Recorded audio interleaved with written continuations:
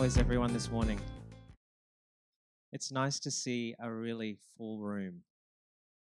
I just want to say thank you to Phoebe for inviting me to speak. I feel very honored to be speaking at the first Creative Mornings. And I also want to reiterate her acknowledgement to country. So I'd like to acknowledge the traditional owners of the land, the Gaibil and Jarowair people, and specifically the storytellers, past, present, and emerging. Okay, I'm just going to take a deep breath before I begin. So I want to take you back to 1982. Yeah, cute guy, hey. What happened? It's Brisbane, Australia. Looking at this picture, it does bring a lot of memories back.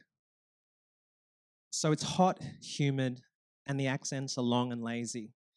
It's a far cry from Toronto, Canada, where we've spent several years, and it's definitely a far cry from the southern Philippines, where my parents grew up. They were actually both the eldest of both their families, and they migrated later in search of a better life.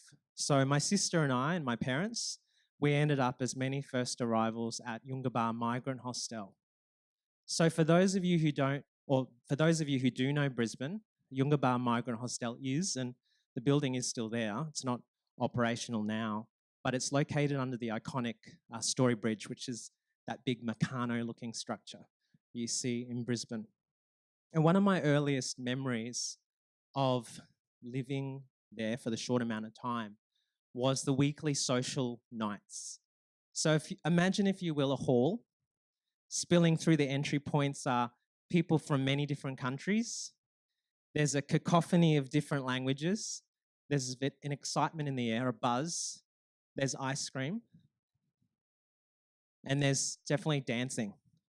One of the strongest visual images I have of going to those social nights was South Sea Islander women wearing their bright, bold, coloured printed shirts. That stuck with me for some reason. And so right from the very start, the idea of inclusion, that idea of being welcomed, of being valued, of being invited into something, that has been swirling around me as a child. So I've had to move through that as a concept, negotiate it in my mind, consolidate and reconcile it, and it's really impacted the way that I am as a person.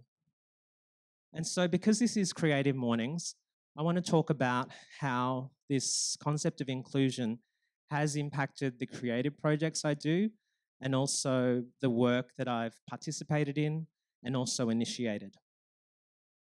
So to give you a bit of context about what I do now, I kind of juggle two hats at the moment, or two balls. The first one is I'm a teacher, and I work at one of the biggest secondary schools on the Darling Downs, and it's definitely one of the most culturally diverse places that I've worked. And I am a teacher for students who have disabilities. And so as part of my role, I actually teach digital media skills and allow and empower these young people to tell stories and hopefully work towards telling their own story. I also work as what I loosely term a digital storyteller. So that's kind of a mismatch of whatever work I'm picking up that's related to video. So I do a lot of documentation for arts and cultural events. I also wear an arts administrator hat. I hustle for funding and then act as a creative director for Lit Festival, which I'll talk a little bit about later on. And I also freelance as a graphic designer.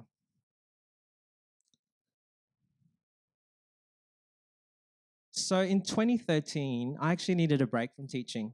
And I've been really fortunate that I've had some really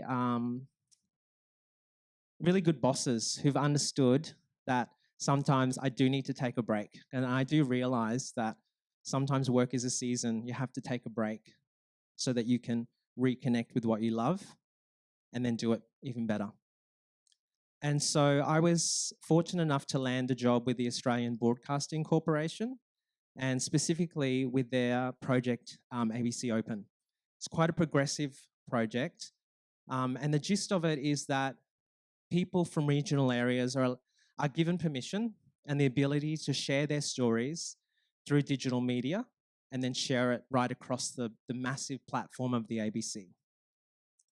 And so part of my job was teaching digital media skills, so allowing people to take better photos, work with video, and also engage in online writing and blogging. And I was also able to hit the road, and that's probably one of the best things I liked about it was doing the mini road trips. So I traveled to far-flung places such as Weengallen, Miles, St. George, and even to Texas. For those of you who don't know, there is a Texas in Queensland. And something I learned that has stuck with me to this present time is the value of stories. So from the very dawn of civilization, stories have connected us. They help us make sense of the world. They help us to navigate the unknown world.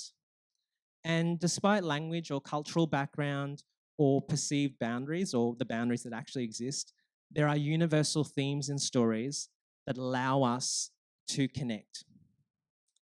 And something about stories that I learnt when I was in this role was the inclusive practice of listening. And so when I talk about listening, I'm talking about active listening. I'm talking about listening and putting your preconceived ideas or your bias or your agenda at the door and listening openly. Now, a bit of a caveat with listening as a way of being inclusive and being an inclusive practitioner. Not everyone is ready to share their story. Stories can be very personal, and there might be reasons why someone isn't ready to share their story. There has to be a lot of trust. There has to be a connection with that person. There is a certain amount of vulnerability that has to happen when someone shares their story as well. And there might have been a time when that person's story wasn't valued, or it wasn't believed, or it was used against them, or maybe that story is being used to define them now. And something I'm actually seeing in the media at the moment, as now a public person looking at the media as a consumer, is that migrant stories, often we're seeing just the traumatic stories. And while yes, that has happened, I don't think trauma stories should define people. There is more to migrant and new arrivals than just trauma. The everyday people like you and I. So, with my love of stories, jumping back to a year or two ago, with a group of like-minded people in the Toowoomba community, digital storytellers like myself, we decided to form a artist-run initiative called Story Art, which stands for Story Artists Run Collective. And as part of what we wanted to do is we wanted to have an arts event that allowed stories to be told from the local region, but also to show people what we did, but also present digital and new media art in a public context. So I want to talk about the way we can democratize space through stories. Now, traditionally, art has been seen in very traditional places. And I'm talking about the gallery, the theatre, the museum. And with these spaces comes a set of rules. And sometimes these rules are hidden. If you don't know the space of the gallery, the theatre, or the museum, or anything like that, that can be quite daunting. And that can be quite uncomfortable for people who don't know how to navigate that space. So there's a certain amount of cultural capital or knowledge that has to be taken on board before you can enter that space. And if you don't feel like you have that, then potentially that's going to be a place that is not welcoming or a place that you might not want to engage in. So what we wanted to do with our arts event is, with that in mind, we wanted to bring high quality art into the public space. And it's not a new thing. First Coat have done this before us quite beautifully. And so what we wanted to do is we provided a free event, but we also understood that when you put art in the public space, people can come and see it. They're not always there for it, and they can leave whenever they want. And there potentially isn't those rules that sit around those traditional spaces. So you can engage in the space. You might be actually just seeing it from the seat in a cafe or a restaurant. Or you might actually be there for it and participating in the workshops, and then also being challenged by the art that's presented in front of you. And also, we wanted to change the story around place. So this photo is actually from a work that we commissioned by Vida, who made up of some local artists, and it was in the Bell Street Mall. And for those of you who know the Bell Street Mall, historically, and this was before I lived here, it was the location for many social welfare agencies. And so over time, there has been a bit of a narrative around that space. And it's become a space that has lost a bit of life, but also a place that potentially is avoided. And it's also experiencing a bit of reactivation from different shops and bars and whatnot. But we wanted people to overlay their knowledge of that. We wanted people to come out at night, which in Toowoomba sometimes it feels like, oh, this is exciting, nighttime. And we wanted them to draw a story from the place, overlaid with their own personal story and maybe history with the space, and then take away from what the artists were presenting. So this was part of a theme around lit futures and what people wanted the future to look like.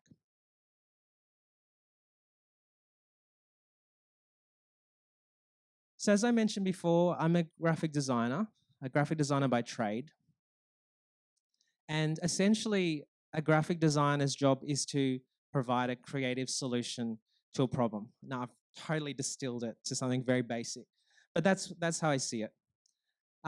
Imagine if you could embed that concept of inclusion in the creative process from the get-go. What would that look like? I'm currently working on a job for an upcoming LGBTQI event in Toowoomba. And I want to talk about the role of allies in the creative process. So involving that concept of inclusion from the get-go might look like that if you can include more people in the process so that more people can then enjoy the end product or the end event or the end outcome, that is a win. And so myself in this design process, I was briefed on the collateral, the posters and whatnot I had to design. So this is actually still in process. And I needed to get some feedback on it.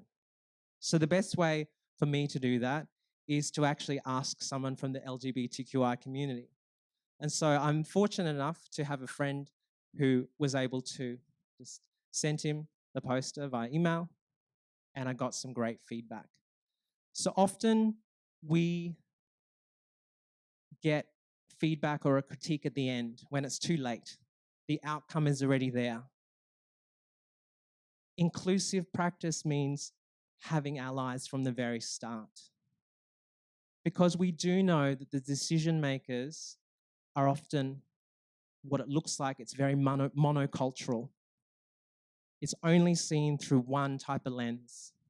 So inclusive practice for me means that you, even before the project happens, you are seeing and allowing yourself to see a different story, to see a different narrative, the one that you're used to.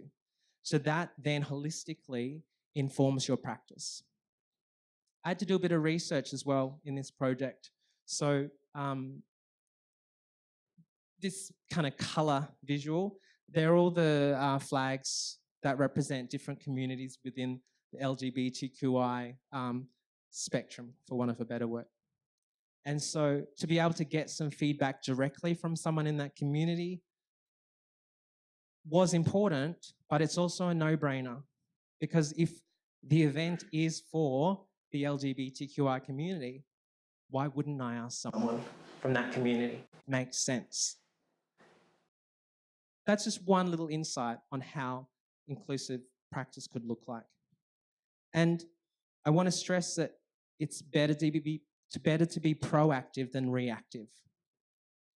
It's better to put those things into place before you kind of realize, I didn't think of that, and it's all out there for the world. Now, being an inclusive practitioner can be challenging because you need to start questioning the power that you hold in your community or at your work or in your country that you live in, the space that you take up. You need to question and also reconcile the history and the story that you have personally and where you stand and what agency you have to actually do what you do. I acknowledge that I'm male, that I have had the opportunity to go and have an education, but I also acknowledge that I am Filipino. So that also lends to my story, and that's something that I'm slowly uncovering for myself. It's a work in progress. So that last bit, that's a lot. And some of you might not even know what I'm talking about. That's totally okay. But knowing your own story and then what sits outside your story, for me, is so personal that you will know that. So what I want to leave you today with is a nice starting point for starting to become a more inclusive, creative person, and for us as a whole to be an inclusive, creative community. And it's a simple question of who's missing. If you look around your workspace, who's missing? If you're in your boardroom, who's missing in that decision-making process? If you're in your gallery, who's missing? And that's the challenge. How do you then open it up so that that question is answered and that you broaden the idea that you've had in the first place? Thank you very much for listening.